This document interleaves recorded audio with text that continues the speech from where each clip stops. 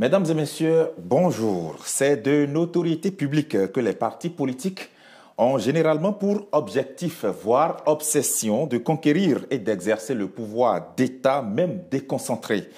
Les membres de ces creusets sont toujours mus par ce souci constamment et si l'État leur en donne pleinement le droit, il prévoit aussi des mesures de contrainte, voire des interdictions qui les lient dans leurs différents mouvements à travers les institutions de la République, comme par exemple le Parlement. C'est précisément de ce temple que sortent les textes qui encadrent les droits et devoirs des partis politiques tels que nous allons le voir dans cette émission. Et pour nous y aider, je reçois pour vous M. Théodule Nouati. Bonjour. Bonjour, monsieur le journaliste. Vous êtes enseignant-chercheur à la faculté de droit et sciences politiques de l'université d'Abomey-Calavi. Merci de répondre favorablement à notre invitation pour éclairer de votre lanterne l'opinion de nos auditeurs qui nous suivent sur Radio Hémicycle et de nos téléspectateurs et téléspectatrices qui nous suivent aussi sur Télévision Hémicycle. Merci d'être là. Merci à vous, journaliste. C'est vrai, je suis chercheur à l'UAC, pardon. Et puis, vous me remettez là de plein pied dans l'un des sujets qui me passionnent beaucoup. Il s'agit de la vie des partis politiques. J'y suis et nous serons ensemble. Justement, merci infiniment d'être venu. Vous avez mené plusieurs réflexions sur la matière parti politique. Vous avez publié même des ouvrages et beaucoup d'articles sur le sujet. C'est un plaisir pour nous de vous recevoir sur ce plateau. Et d'entrée, j'ai envie de vous demander déjà, puisque nous sommes sur l'émission « Que dit la loi ?», quels sont les textes ou quel est le texte qui aujourd'hui encadre, on va dire, l'existence des partis politiques au Bénin? Mettons qu'au Bénin, nous avons un certain nombre de lois. Nous avons déjà la loi 2018-23 du 17 septembre 2018 portant charte des partis politiques.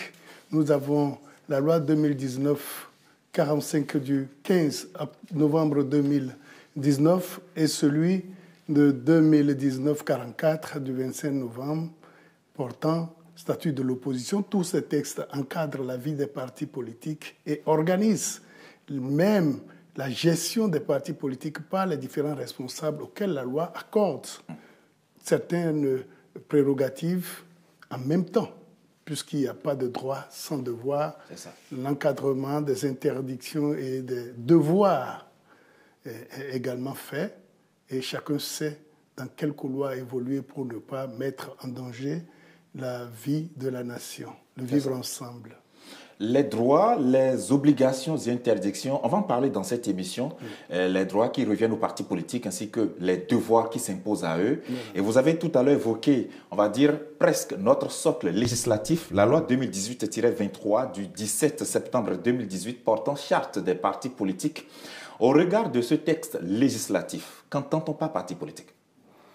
Mettons qu'au terme de la loi, il est reconnu comme parti politique l'ensemble des citoyens regroupés au sein d'un mouvement ayant des intérêts communs, des opinions et des idées communes dans le sens de concourir à la vie, à l'animation de la vie politique, mais dans le cadre de ce qu'on appelle programme politique.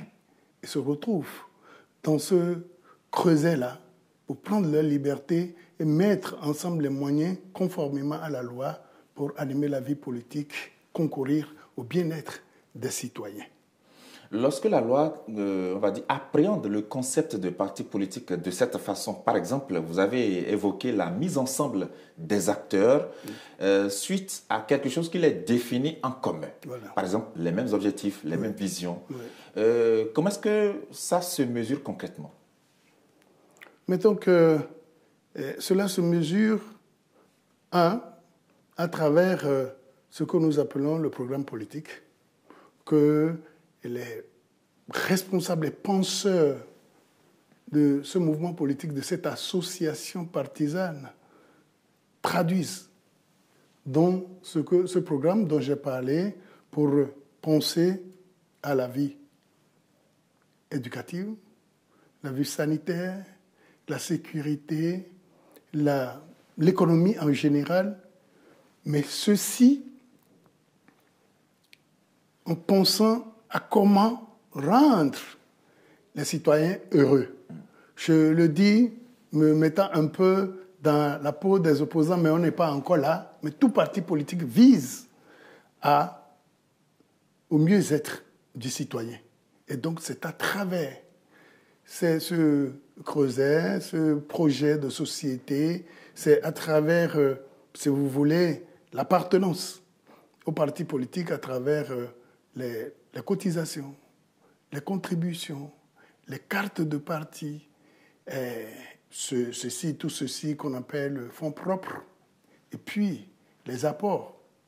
Tout à l'heure, je crois savoir que vous avez réservé une question pour cette affaire-là, le financement des partis politiques. On ne va pas extrapoler. Bien plus tard, oui. Et donc, ces partis politiques, lorsque vous regardez les articles 1, 2, 3, alinéa 5, puis les articles 5 et 6 de notre Constitution du 11 décembre 1990, modifiée en novembre 2019, vous constatez que le socle de l'animation de la vie politique semble être exclusivement réservé aux partis politiques. On leur a confié cette charge-là, leur incombe de comment il faut former les citoyens, les préparer à la vie politique, leur donner les formations civiques et politiques pour que dans l'animation de cette vie politique, il n'y ait pas de dérapage.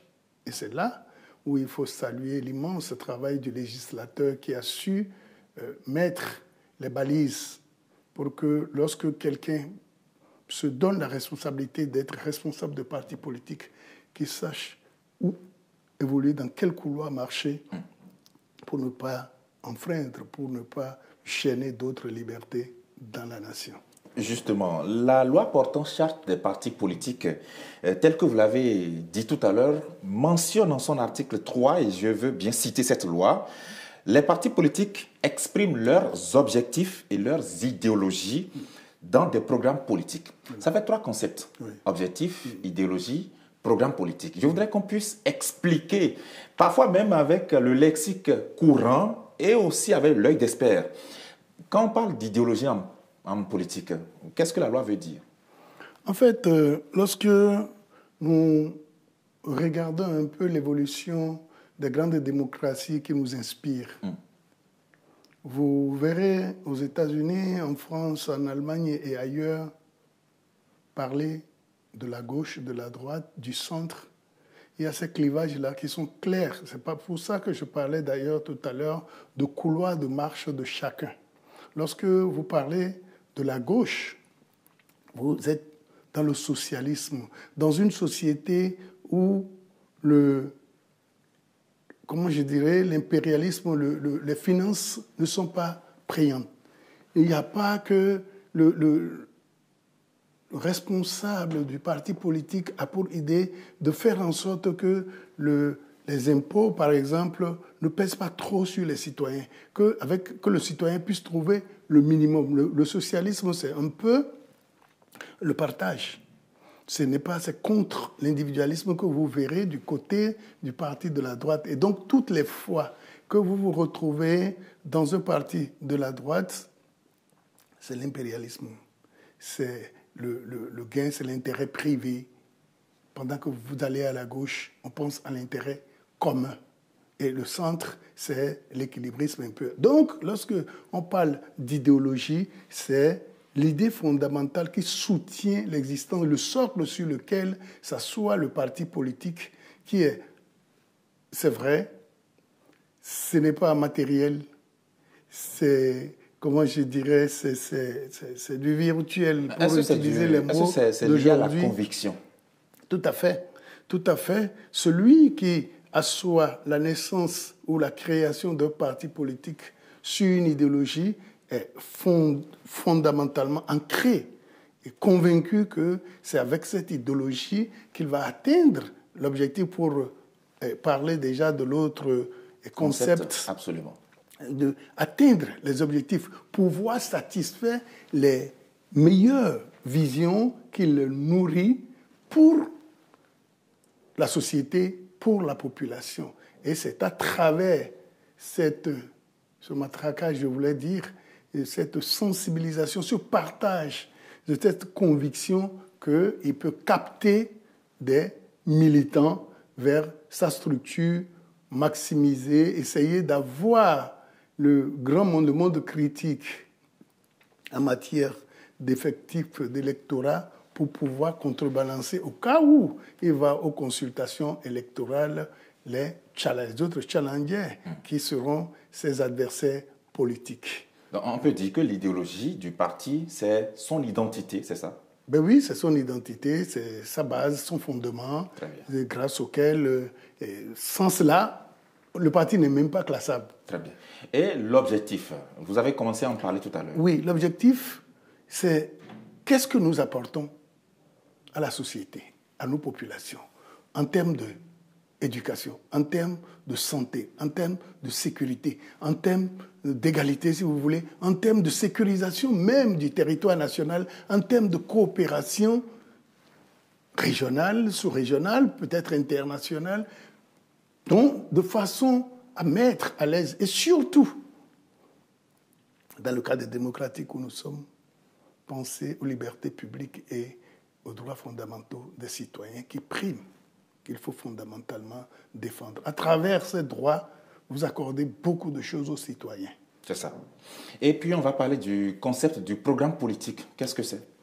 Alors, programme politique, si je ne m'abuse, nous sommes déjà au sein d'un gouvernement. Il s'agit plutôt d'un projet politique. Le projet politique, c'est l'ensemble des idées ordonnées, harmonisées dans un document d'un parti politique qui répond aux objectifs spécifiques. Après, l'objectif général répond aux objectifs spécifiques qui doivent satisfaire pour que le peuple se sente mieux, vivre un mieux-être à l'intérieur de l'État. Et donc, ce projet politique, tous les partis, en principe, devaient l'avoir et nous éviter pour que, à l'occasion de ces consultations électorales, nous n'apprécions pas les candidats du point de vue subjectif pour dire « Ah, telle personne a de l'argent, non, il s'habille bien, il est beau, non, c'est parce qu'il vient de tel coin, le régionalisme, c'est des choses à bannir. » Et nous focaliser sur le programme politique et voir, les analyser. Et c'est pour ça qu'il est important pour les citoyens d'atteindre un niveau d'instruction pour pouvoir apprécier les différents documents que les responsables de parti vont nous soumettre. Et c'est sur cette base-là que nous pourrons les juger pour dire, lorsque nous prenons tel document face à tel autre, ceci est meilleur, nous pourrons librement donner notre voix à telle personne avec l'espoir, avec la conviction que nous sommes partis pour être mieux gouvernés, pour mieux vivre. Mais lorsque le parti politique, dans cette compétition-là, se voit mieux apprécié par rapport aux autres et gagne le pouvoir, ce projet politique devient programme politique. Et voilà pourquoi aujourd'hui au Bénin, nous parlons de programme de gouvernement. C'est ça. Et parfois, les partis politiques parlent aussi de projets de société par rapport aux candidats aussi parfois lors des joutes électorales. Oui. Alors, parlant des obligations qui incombent aux partis politiques, la loi portant charte des partis politiques en parle à divers niveaux. Oui. Par exemple, lorsqu'on prend l'article 4, je cite, tous les partis politiques doivent, à travers leurs objectifs et leurs pratiques, puisqu'on a déjà défini les concepts, on peut évoluer, contribuer à la défense de la démocratie et de la souveraineté nationale, la consolidation de l'indépendance nationale, la sauvegarde de la cohésion et de l'unité nationale, la sauvegarde de l'intégrité territoriale sans exclure toute entreprise d'intégration régionale ou sous-régionale. Qu'est-ce qu'on entend par tous ces concepts-là? Merci beaucoup. Mettons que le Bénin, lorsque vous regardez notre préambule, nous avons opté pour la démocratie pluraliste et intégrale. Ça se vit à sa manière pluraliste, intégrale. En principe, on ne devait pas craindre la multiplication, participarité des partis politiques. Mais il se trouve que nous avons également opté depuis 2019 pour un certain regroupement des partis politiques. Et donc, dans ce cadre-là, lorsque nous disons que nous avons à faire la défense et la promotion de la démocratie, chaque parti politique régulièrement créé au Bénin devait agir dans le cadre tracé par la loi. Ne devait rien faire pour créer, par exemple, le trouble à l'ordre public, sortir de son cadre, agir contre la légalité. Par exemple, lorsqu'il se pose un problème entre partis politiques ou à l'intérieur même du parti politique, des règles existent, des règles démocratiques existent pour le règlement de ces différents conflits. Il faut faire appel, il faut faire recours à ces moyens de règlement plutôt que de chercher à faire autrement. C'est une manière de défendre la démocratie. Lorsque, par exemple, il y a quelque part, vous sentez qu'il y a des comportements déviants qui sortent de la ligne de la démocratie et que vous vous retrouvez dans un tel milieu, votre rôle premier, c'est de restaurer la démocratie. Et restaurer la démocratie consisterait à faire en sorte que les gens se retrouvent dans la ligne tracée par les lois et règlements en vigueur dans notre pays pour que nous puissions vivre la démocratie. Parce que, autrement, ce sera, je ne dirais pas la cour du roi Péto, mais si nous entrons dans l'anarchisme, on ne contrôlerait rien. C'est ça. La loi, toujours avec l'article 4, parle de la protection de la forme républicaine et du caractère laïque de l'État, la protection des libertés fondamentales et des droits de la personne humaine. Merci beaucoup. Alors, le caractère laïque de l'État. Lorsque vous prenez l'article 23 de notre Constitution, il est prévu qu'il ne faudrait pas qu'un parti politique un régime vienne au pouvoir en se fondant sur une confession religieuse donnée à partir du moment où nous sommes multiconfessionnels. Il y a les musulmans, il y a les animistes, il y a les chrétiens, les païens, toute personne venant, et puis les protestants, les célestes et autres. Et donc l'État béninois accepte les citoyens venant de toutes ces origines-là. À partir de ce moment-là, il faut que chacun s'accepte selon comment l'autre est, parce que la différence aussi, l'acceptation de la différence fait également la démocratie. Et donc, cette laïcité-là doit être défendue coûte que coûte. Alors, lorsqu'on dit que le pays on doit défendre le caractère républicain de notre... Alors, on dit que le parti doit le faire. Oui, le parti, son devoir est de le faire en ce sens que nous n'avons rien à faire pour conduire le pays à un certain fédéralisme. Pour que chacun, dans son milieu, par le régionalisme ou par ethnisme ou je ne sais quoi, se revendique une portion du territoire et commence par dire, écoutez, à partir de ce moment, moi je ne me sépare du territoire où je revendique, pour que je sois avec vous, il faut que. Partout où chacun se trouve, il faut qu'il sache que le Bénin est unique et unitaire. De façon que cette expression a plus de valeur, davantage de sens lorsque vous allez voir le principe de la décentralisation. C'est en fait, en regardant plus loin que la loi a été consacrée pour éviter que, parce que dès le départ, en 2003, quand nous sommes entrés, nous avons connu l'avènement de la décentralisation, beaucoup ont compris que, bon, comme on a dit, exécutif à la base, je peux tout me permettre, donc je peux me détacher. Et non.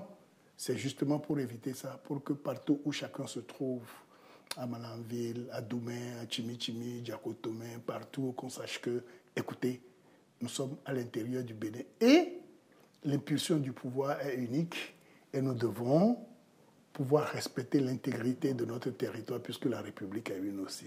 Justement. Et l'article 5 parle de beaucoup de choses que vous avez déjà évoquées.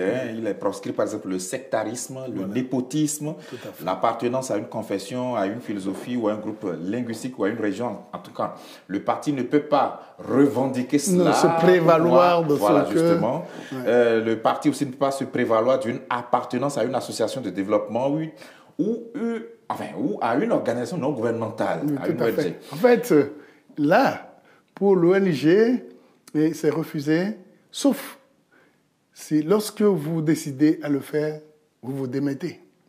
Vous sortez de là, vous vous mettez à disposition pour qu'on sache faire la part des choses. Vous clarifiez vos positions. Et on sait que vous êtes ici ou vous êtes là-bas. Et donc, les responsables de société civile ne sont pas autorisés. Surtout lorsqu'ils interviennent dans la gestion des élections et dans la gestion, dans le règlement du contentieux électoral. Ceux qui investissent dans ça n'ont pas le devoir, n'ont pas l'autorisation pour créer un parti politique. Et puis, tout à l'heure, lorsque vous évoquiez pour comment on appelle, l'association de développement, si l'association de développement se transforme en parti politique, le risque est très fort pour qu'il soit tenté de parler seulement de son milieu et de ne plus regarder le territoire alors qu'un parti politique naît, conquiert le pouvoir, l'anime pour le compte de toute la nation. C'est ça. Alors, parlant d'autres obligations, la charte des partis politiques dispose dans son article 26 que tout parti politique doit disposer à titre gracieux ou onéreux et gérer des locaux et matériels destinés à son administration et aux réunions de ses membres et à abriter son siège. Oui. Tous les biens nécessaires à ses activités. Il peut également éditer tous les documents ou périodiques dans le respect des textes en vigueur. Là, de façon précise, que mettons en exergue?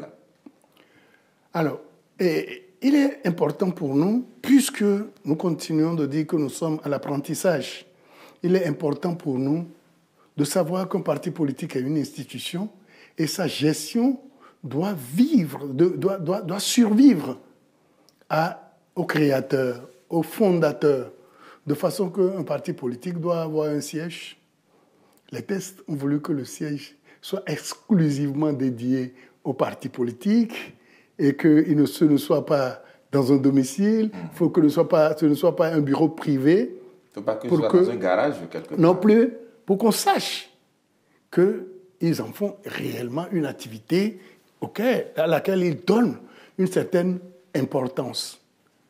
Il leur est fait obligation non seulement d'avoir un siège national, mais d'avoir des sièges départementaux. Au cas où ils ne l'ont pas, l'ascension suit. Voyez-vous? Et donc, ils doivent, avec leurs moyens propres déjà, animer la vie du parti politique, créer des périodiques, faire en sorte de propager la nouvelle, partager ce qu'ils ont comme idéologie, pas philosophie en tout cas. La philosophie conduit souvent aux extrémismes. Voilà pourquoi les textes ont refusé la philosophie, mais plutôt l'idéologie. Et donc, il faut que le parti vive. Il ne faut pas que... Bon, en ce moment, c'est beaucoup mieux qu'avant, que le parti ne connaisse de vie réelle que pendant les élections. Non, il faut que les moyens de l'État ou bien les moyens propres du parti politique lui permettent d'être en mouvement, d'être en contact avec le peuple, de pouvoir échanger avec le peuple, de communiquer de façon à dire « voici ce que je propose, à côté de ce qui se fait en ce moment, qu'est-ce que vous pensez que... » Critiquer le programme, les actions, tout ce que le gouvernement fait dans le cadre où vous êtes dans l'opposition. Mais là, on n'en est pas encore là. Justement. Oui. On pourrait peut-être croire que c'est facultatif, mais le parti politique a l'obligation de disposer des statuts et règlements intérieurs. C'est dit aux articles 28 et 29 de la Charte des partis politiques. Oui, puisque ces éléments-là, ces deux textes-là, qui fondent en dehors de l'idéologie le parti. D'ailleurs, c'est à travers dans ces textes-là qu'on lit l'idéologie du parti politique. C'est ces textes-là qu'on peut opposer au parti politique pour dire « mais vous avez dit que vous ferez ci. » Les statuts tracent les grandes lignes, les règlements intérieurs viennent expliquer davantage comment le parti doit fonctionner et chaque parti doit en être doté. Et d'ailleurs, pour la création et pour que les traces ne disparaissent pas, il leur est demandé de déposer chaque fois 4 copies de chacun de ces documents-là au ministère de l'Intérieur lors de la création du parti politique. Donc, ces documents, c'est à l'intérieur de ces documents qu'on lit la vie du parti, qu'on peut savoir où classer le parti politique, quel est son objectif, sa vision, comme on en a parlé tout à l'heure. Qu'est-ce que ce parti-là nourrit comme ambition pour le peuple, où il va, et savoir peut-être qu'il est ou il n'est pas dans les interdictions. Justement. Alors, on va justement parler des interdictions. Il nous reste quelques minutes pour finir cette émission. Voilà. Qu'est-ce qui est interdit aux partis politiques? Peut-on tout faire? Alors, on ne peut pas tout faire parce que nous sommes justement dans le cadre d'une république. Et c'est pour ça qu'il est interdit aux partis politiques d'avoir sans autorisation, même une seule arme à la maison, des armes, des munitions, des magasins de munitions, de créer des milices. Pour se protéger. Même si pour se protéger, il faut avoir l'autorisation. D'accord. D'avoir des milices. Des milices. Et parce que, non, le gouvernement, l'État a déjà une armée, la police et tout, c'est ça qui s'occupe de notre sécurité. Dès lors que vous déviez, vous risquez de mettre à mal la sécurité de l'État. Vous ne devez pas non plus établir des relations à l'extérieur qui ne soient pas contrôlables par l'État. Et d'ailleurs, lorsque nous arriverons sur le financement des partis politiques, vous comprendrez pourquoi il n'est pas permis aux personnes morales de financer les partis politiques. Justement. Parce que, oui. Voilà. Il est aussi interdit aux partis politiques, notamment au niveau de l'article 15 de la Charte des partis politiques, d'utiliser les attributs d'autres partis qui sont régulièrement enregistrés. Oui, alors, à ce niveau-là, ce n'est pas venu de but en blanc. C'est soit les partis qui se sont séparés d'anciens partis. Le cas s'est posé ici avec la RB, ils sont allés devant la justice et ça a été réglé. C'est pour éviter de créer des confusions, de créer des conflits. Lorsque vous choisissez de quitter un parti, vous créez. La nature nous a donné beaucoup de choses. Il faut pouvoir soi-même aller trouver son logo, ses emblèmes, son nom, son hymne et tout ce qu'il faut là-bas. Pour se démarquer. Parce que l'interdiction a un intérêt. Lorsque vous êtes un parti fraîchement né et que vous prenez le logo ou les emblèmes d'un parti ancien qui a de l'électorat qui est... Alors, lors d'une joute électorale, vous créez la confusion. Au point où on se demande, est-ce qu'il faut aller vers le nouveau ou l'ancien? Et donc, pour éviter ces conflits, la loi a interdit qu'il y ait deux éléments distinctifs, les attributs des partis politiques qui se ressemblent. Merci beaucoup à vous, Théodule Nouati, enseignant-chercheur à la Faculté de droit et sciences politiques.